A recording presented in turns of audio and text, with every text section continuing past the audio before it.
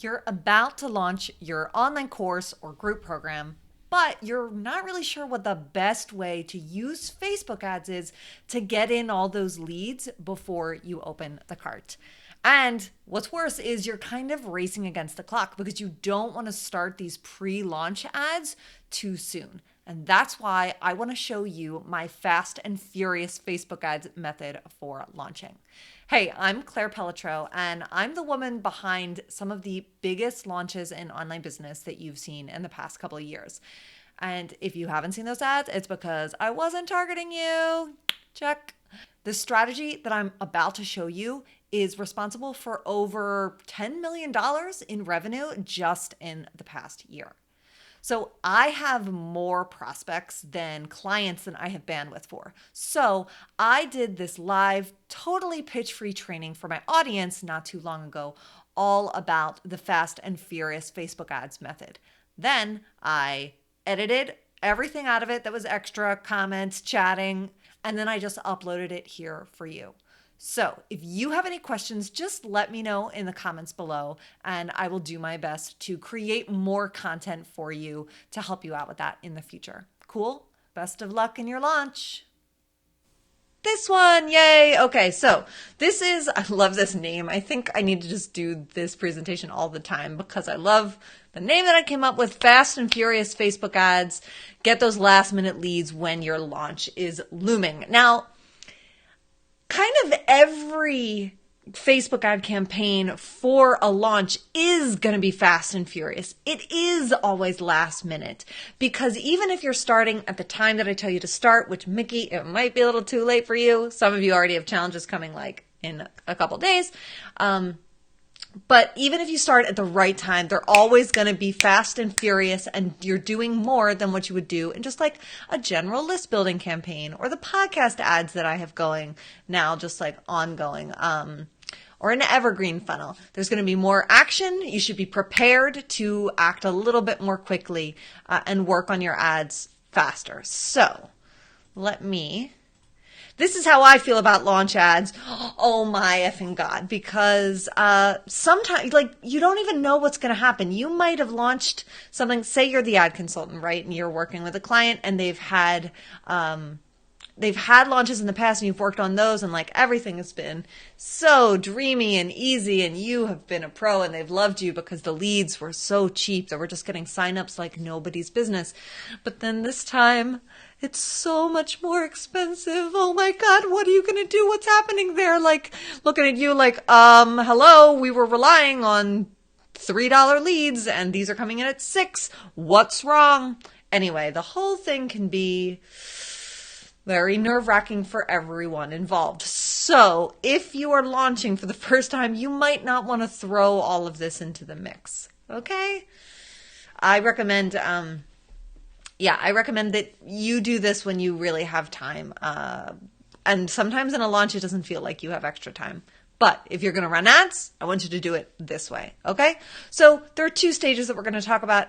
We're going to talk about the setup, which is before the ads go live. This is really the most important thing. And then we're going to talk about the optimization once the ads are live.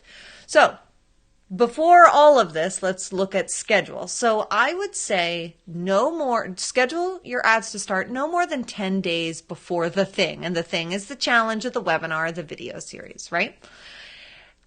There is an exception for this, which I'm going to talk about a little bit later on.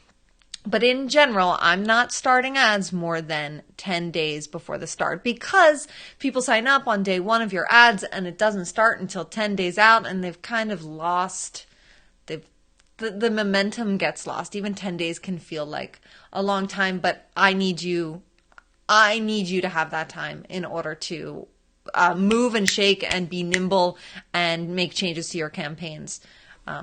Which in an evergreen campaign, I could do that over the course of months. I could be like, all right, well, this time we're going to try this because there's no deadline that we're up against. But here you're up against a deadline, so you got to move fast. I really recommend that you try starting your ads on a Sunday, on a Monday, or a Tuesday. Why? Because the optimization period where Facebook is like learning about your ads and your audience and how everyone's responding, well, those first few days are crucial. And if if like day 2 lands on a Friday or even a Saturday, you could get, everything could get better if you let the ads run run longer, but you don't have time. You don't have time to just be like, all right, I'm going to give this a week and see what happens. You really don't. So that's why I recommend Sunday, Monday, or Tuesday, ideally Monday, because then you have day 1. Some people's audiences respond really well to ads on the weekend. Not everyone. So I've noticed that Saturdays are a terrible day for me. Fridays tend to be not so good either. Sundays are great. I'm not too sure why. Maybe some of my weekend warriors are spending more time on Sundays than Saturdays. But like if you are not a B2B business, if you're, all about reaching, regulars, as a friend of mine calls them, people who are not running online businesses, the weekends just might be great for you because they're on their phones during nap time or while they're nursing or, like waiting for somebody's soccer game to end, something like that. So let's talk about the setup stage. What you're going to do, first we're going to talk ads, which is actually the last part of your setup, but we're going to work backwards. I want you to start with 4 ads, 2 versions of copy, and 2 images or video. So all mixed together, that makes 4, right? If you are testing video versus images, then you're not going to have 2 videos and 2 images and then the 2 version of copy, which actually gives you 8 ads. No, you're going to choose your best image and your best video, and you're going to run them against each other. Okay. I tend to actually do fewer than this, right? Fewer ads, usually 2, maybe 3, but sometimes I don't know what's going to work best, what creative combo is going to be, like Facebook is going to optimize for. So the most number of ads I'll put in an ad set is 4. And I'm just giving all the combos and letting Facebook optimize there. Then, you can basically create 1 campaign and 1 ad set and then those ads. Do that first. All right. And then create the page post ID, change up your ad. Great. Then you can go ahead and duplicate that ad set a couple times in your campaign, right? And you're going to change out the audience. The key to fast and furious Facebook ads is testing multiple audiences quickly, okay? And we're going to talk about exactly how many ad sets to put in each campaign and blah, blah, blah in just a second. So there is this feature now, and it's called campaign budget optimization, and that's what CBO here stands for. In the past, when I used to teach, when I once taught this webinar, I said put all of your ad sets in 1 campaign, all of them, lump them together. But that doesn't make sense anymore with campaign budget optimization. Essentially what campaign budget optimization is you tell Facebook, all right, Facebook, I trust that you know which audiences are going to get me the best cost per lead. So I'm going to put that optimization, like audience optimization, in your hands. And I'm going to set a daily budget at the campaign level. And then you're going to distribute my budget across these different ad sets, AKA audiences. And then so you'll see that some audiences get like a whole lot of spend and others don't get much spend.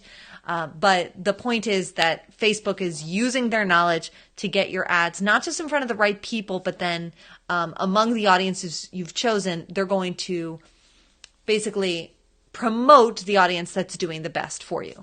Now, when CBO first came out, I was like, all right, put as many ad sets in 1 campaign as you'd like and just let Facebook optimize.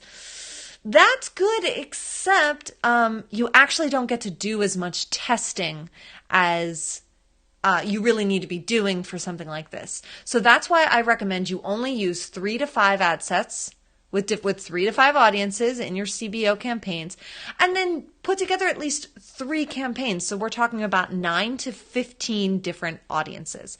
And for the love of God, put your warm audiences in their own campaigns. Warm means your newsletter subscribers, your Facebook fans, people who have engaged with your Facebook page, people who have engaged with your Instagram business profile, people who have visited your website. Those could be 5 right there.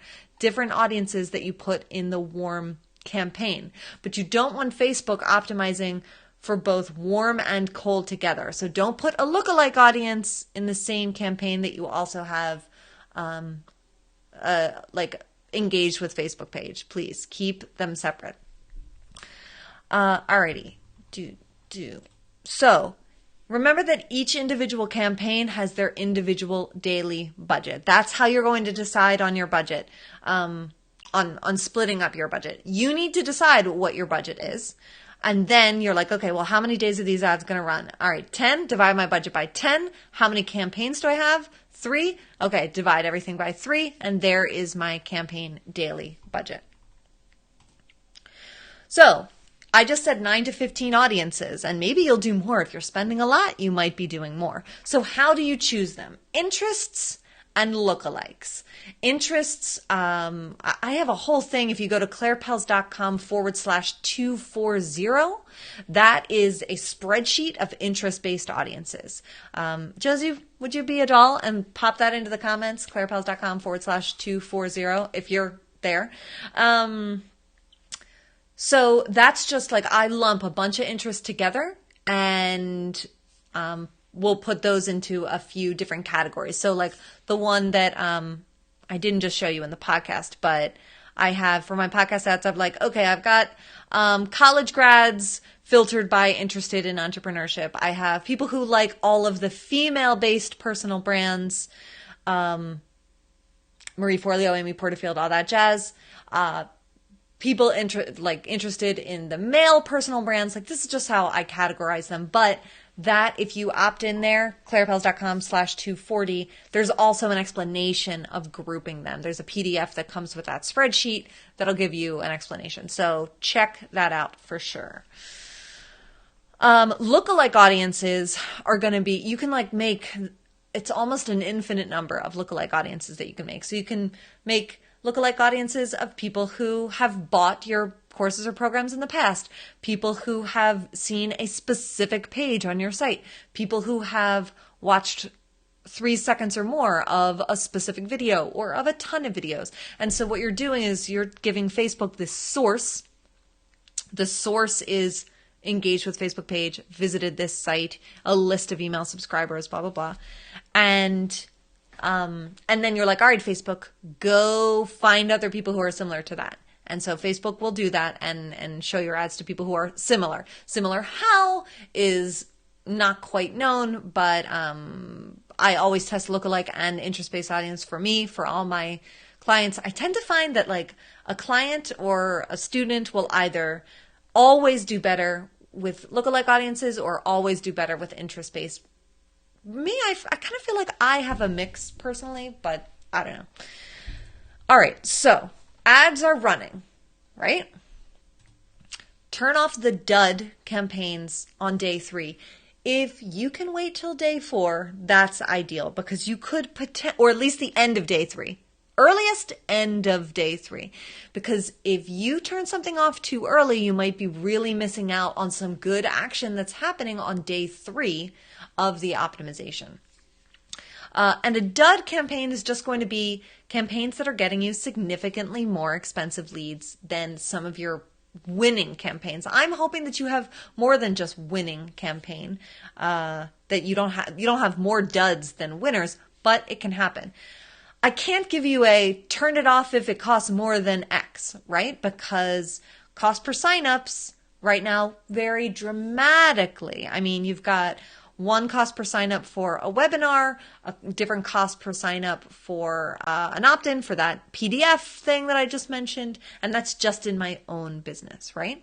Then there's this variation like, okay, I can afford to pay $10 a lead for this one segment of my audience, for this one offering of mine, because the conversion rate that I have and the price of the offering, it all makes sense so that I'm still coming out profitable if I get $10 cost per leads. But $10 cost per lead is not going to work for somebody who's trying to sell like a $200 course, for example, unless your conversion rates are crazy high, and I don't recommend that you expect them to be, right? We're looking at conversion rates, an estimate conversion rate of like, especially from Facebook ad traffic, I would just stick with 1%. 1% should be your calculator. Okay. You are turning off duds. You're increasing spend on winning campaigns. Do I recommend that you double what you're spending? No. Double, no. But maybe increase because you got to go quickly. Maybe increase by like 25, 30, even 50% your budget and just see what happens over the next 3 days. Do you continue to get the same cost per lead as you were with a lower budget? And if you have to, launch new campaigns that have new audiences, 3 to 5 different audiences if necessary. I tend to try to, for my clients, I'll actually build way more ad sets than I need to so that on day 3 or 4, when I have to start making decisions very quickly, that's just a personal thing. I don't have to have.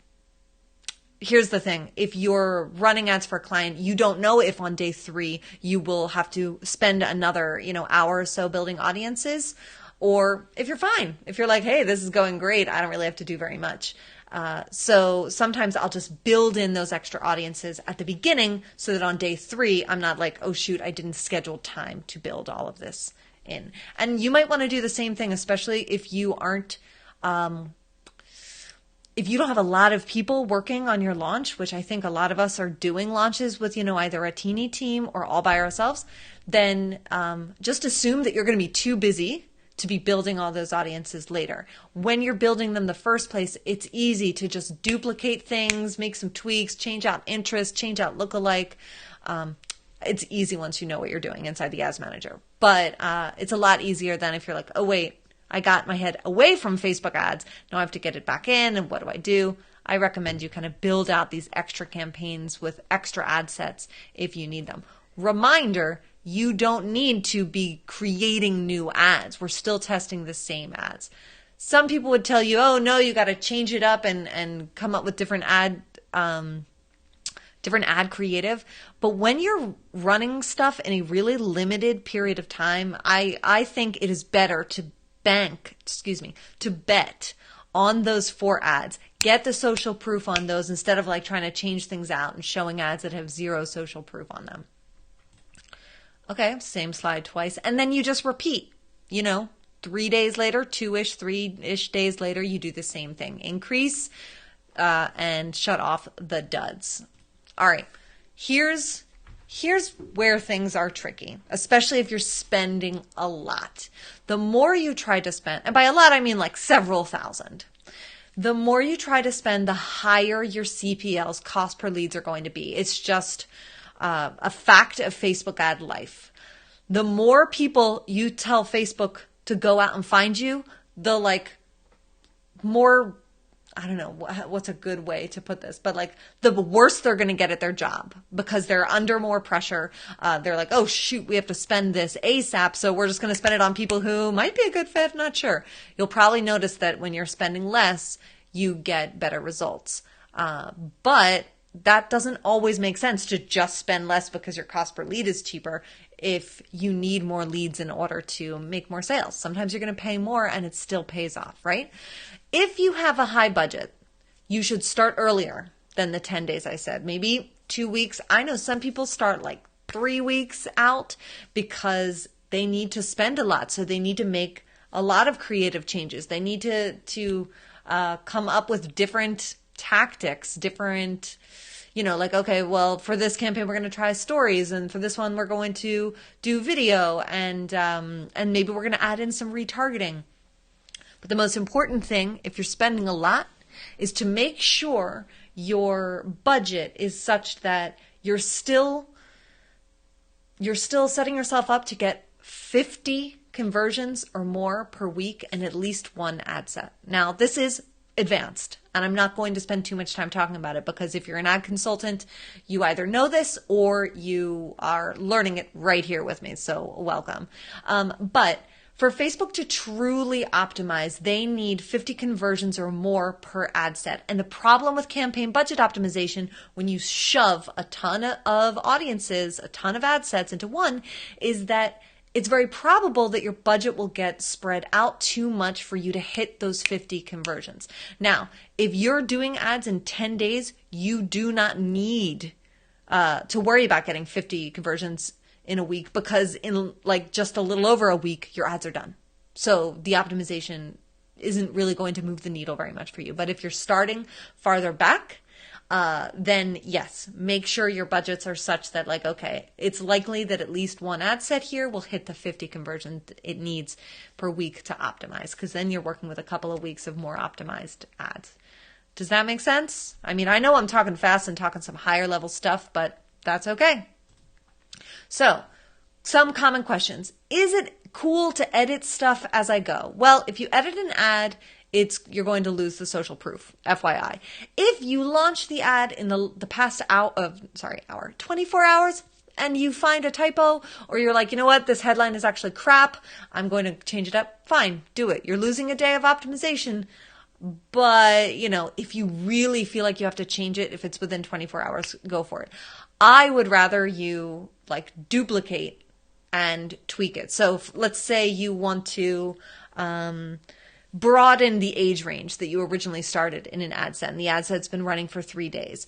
Instead of changing the age in the ad set, duplicate the ad set. You can keep it in the same campaign if you want. Turn off the original if you want.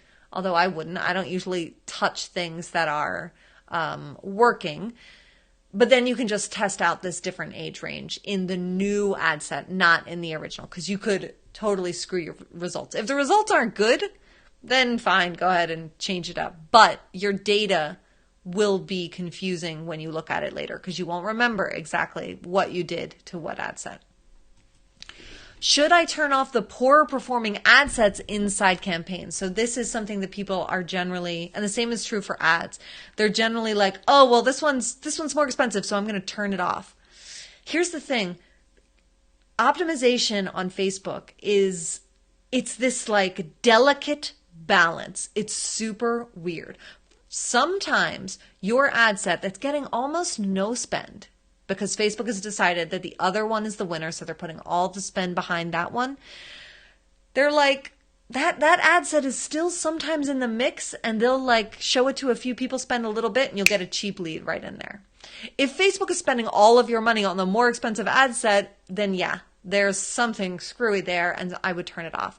But typically, even if something is not getting very much spend and the cost per lead is a little bit more expensive, I let it alone. I do not disrupt the delicate balance, especially if there is an ad set that's doing well. I have tried to mess with like minimum budgets and things to try to get certain ad sets that I've seen have like bought at a higher rate to try to get them more spend, and I have screwed my campaigns. So I don't mess with the delicate balance. Okay? And that is it. So I'm going to go in. I saw the questions came in. I know that I was fast, but please ask any questions. I am happy to answer. So Shauna says, generally speaking, do you like CBO daily or monthly? I've seen CBO lifetime and daily, and I've done CBO lifetime for ad sets, for campaigns that do have a deadline. I have done that. Yeah, that should all shake out to be the same though, because it would be spending the same amount as daily. I mean, just kind of, if I'm doing multiple CBO campaigns, I'm probably going to do them daily budgets. I used to love monthly. I guess you mean lifetime, but let me know. Can I just hire you to do it for me, Suzanne? So, not right now. I'm booked out right now. I am taking on new clients like towards the end of June, but and I don't know anything about your business and what your margins are, but it costs, like, you have to work with me for 3 months and pay me $2,500 per month for 3 months. So this is why I don't recommend that you start off hiring somebody. I just did a Facebook Live about this. Should you hire or not? Because especially if you don't know what kind of results you can anticipate from your ads, because you might lose money on your ads and you might really lose money on the ad consultant. I do have people I can recommend if you want to email info@clairepels.com, but a better thing to do, actually, if you want to hire, is because this will help you with budgeting to know whether or not you have the like potential margins to hire somebody is that mini course that I just popped into the chat. It's clairepels.com/how to hire, and it's how to hire a Facebook ad consultant. Like the most important thing is for you to know your numbers. And if you don't know these numbers yet, then please don't hire somebody. Okay. So yeah, Shauna says lifetime. That's what I mean. I haven't done that many comparisons. The last time I did something with lifetime, it worked out fine, but we actually put a bid cap on and did some accelerated spend. But we couldn't get our whole budget to spend because of the bid cap, but that was okay. Oh, Lois says the post ID. Okay, I can share that to you again real quick. When you take the ID and add it to another ad post, is it the same? Okay, great. I'll go through that again. The multiple ads versions is a bit confusing. So with 2 images, video, and 2 versions of copy, then okay. Let me see if I can. Let me show you this this campaign that my podcast campaign. Or maybe I'll show you a different one. Yeah.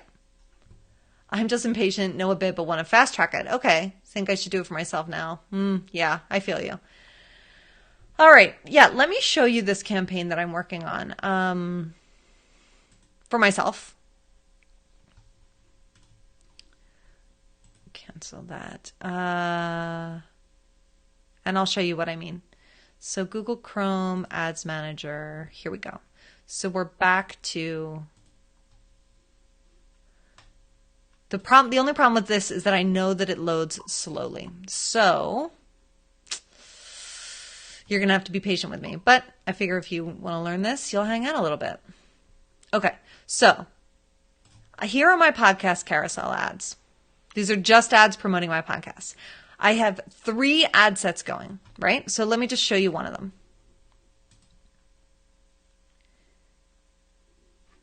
So here we are. This one, it disappeared. My draft disappeared. Great. So for each ad set, and you know what? If you want to do fewer ads, you don't have to do all 4. You can do 2. I typically do 2 for myself because I'm a little lazy. But so what I did is, if you look at these ads, you will see that they are the exact same copy and they just have different images, right? Preview. Oh, when I click on this link, damn it, somehow we sent you to the wrong place. The how to hire? Okay, I'll check in on that, Loa. Thank you. All right, so 2 ads. Here's a fun game. Imagine you could ask your business idol, yada, yada. So that's one of the ads. And then the second ad is exactly the same. It's just I'm using a white overlay on my images instead of peach. Testing out those 2 things, right? Each ad set here has those exact same ads. And the way that I did them is so see how there are, let me see if I can make this easier for you to see actually. If you look at the names of these, that might not have done anything. If you look at the name of my ads, it says white orig, white PP, white PP, peach PP, peach PP, peach orig. So basically these are the first 2 ads that I created, the ones that say orig for original. And then I went and I did the same thing that I showed you, which is I went to preview. I opened up the Facebook. Here, I'll do it again. But I want to do it on one of these so that you can see the actual page post engagement, because for some reason they're not showing up on the original. Preview.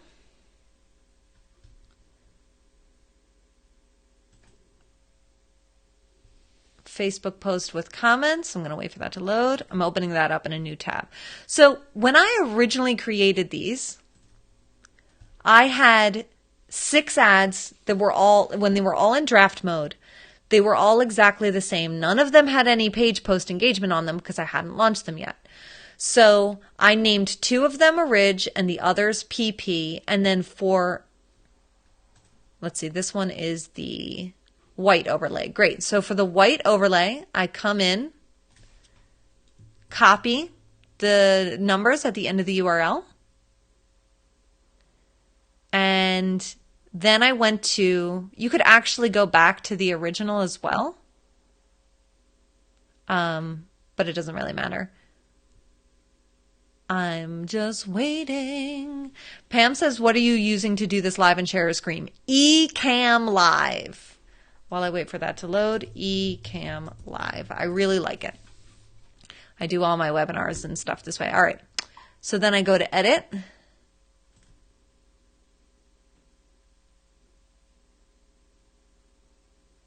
And it's taking forever.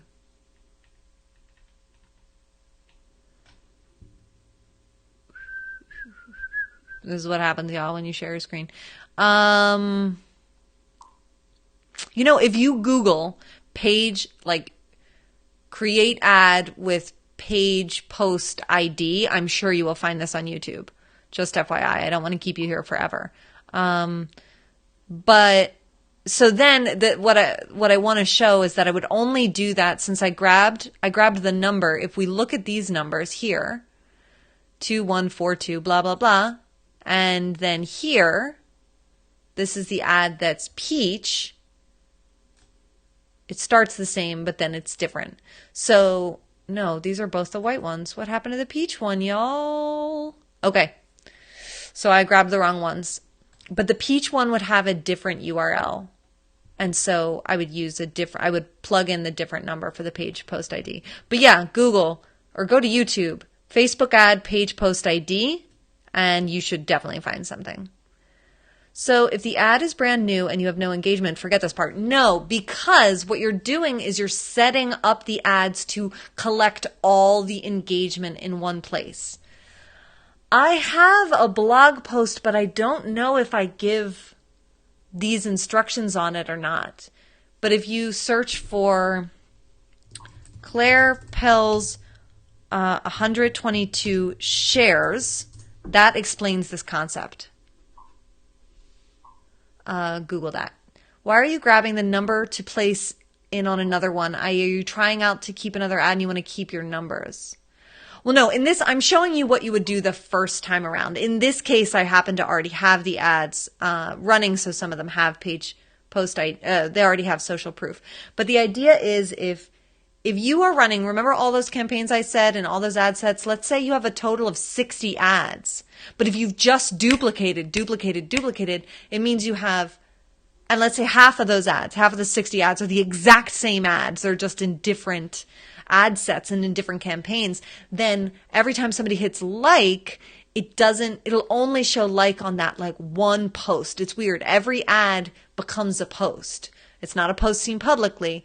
But so that's why we want to collect all the social proof into one place. Now, I've seen this feature on some accounts where you duplicate something and it says duplicate likes, shares, and comments, but that doesn't work at the beginning of a launch. And that's when you need to be doing this because it doesn't have any like, shares, or comment to duplicate over. Cool. Okay. So do you have a minimum spends per day that you wouldn't go below? Good question. Let me stop sharing my screen real quick or just come back to, okay, minimum. So I would say per ad set. So especially if, let's say you've got a campaign with 3 ad sets, I would want to get, I'm only spending, oh no, I'm not using campaign budget optimization for this particular campaign. And there's a reason why, and you can go to Instagram, and I've actually got a story on that right now on why I'm busting through Facebook's optimization for this particular campaign.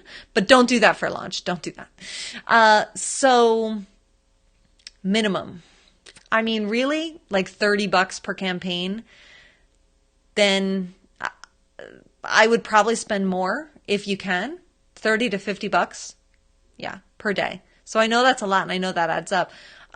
But that's why, launching with ads is not for everyone. If you want to spend a small amount, then just do one campaign and don't use campaign budget optimization, and then put like $10 into each one of those ad sets. Except then it's kind of the same thing. If you have 5 ad sets, that's $50 a day. So you may as well use campaign budget optimization. Okay, cool. Anybody else? Any other questions? Pop them in real quick. I will vamp a little bit to give you that chance. I'm curious about like the programs and courses that you guys are launching. Tell me about what they are. What's the price point? Because content for people who are launching like $10,000 masterminds and running ads for that versus campaigns that are for much smaller ad spends, the advice I'm going to give you is going to be different. So if you let me know, kind of what you're working on, then I can try to put content together for those specific things. Cool? Yeah, Mickey is smart. That's for sure. So like specifically, what are the offerings at the end of your challenges or webinars or the courses that you're creating, and what is the price point is what I'd like to know. No, Mickey, I wouldn't say it's a waste of money. You could put $10 a day and have 3 ad sets. It's just what happens is Facebook is going to start off by spending about $3 a day on each. And what if your cost per sign up is $4? So you won't actually know if ads are working until like day 2 or 3 or 4 or 5. And when you're doing fast and furious, you don't really have the time. So it's not that it's not worth it, but also the data won't be statistically significant. If you do want to spend a little bit and try these things out, what I worry about, because I'm constantly worried about people's investments, is when they're like, I'm going to spend $50 on these webinar ads. And it actually costs $5 each. $5 for a webinar sign up these days is great. Great. But that's only 10 signups. And then you get one person to show up live because those $50 on your Facebook ads were, that's like what you were kind of banking on. Maybe you hadn't done the math because no one had ever told you to do the math. So that's what I worry about. People who are like, all right, I'm going to spend $50 on ads and then I'm going to do the webinar or the challenge with like a person. So that's hard. Okay. Oh my God, Lola, how to create better boundaries, I assume, for women who are people pleasers. Ding, ding, ding, ding, ding. Marion is just list building. Okay, Marion, you don't need to do this. You don't need to make it fast and furious at all. You can take your time, because there's no deadline if you're just list building. Mickey's challenge is 5 days to Food Freedom Challenge. I'll be offering an 8-week group coaching program for $9.97 afterwards. Awesome. Yeah, that should work. A course called Simply Living with One-on-One Coaching, helping people learn how to simplify, reconnect with what matters in a fast-paced life. Working moms with kids is the target. Course is 2 times coaching calls with 2x coaching calls is $349. Okay. Yeah, $349 could be a little bit difficult. I mean, you might break even on the ads. This is why I would not recommend hiring somebody.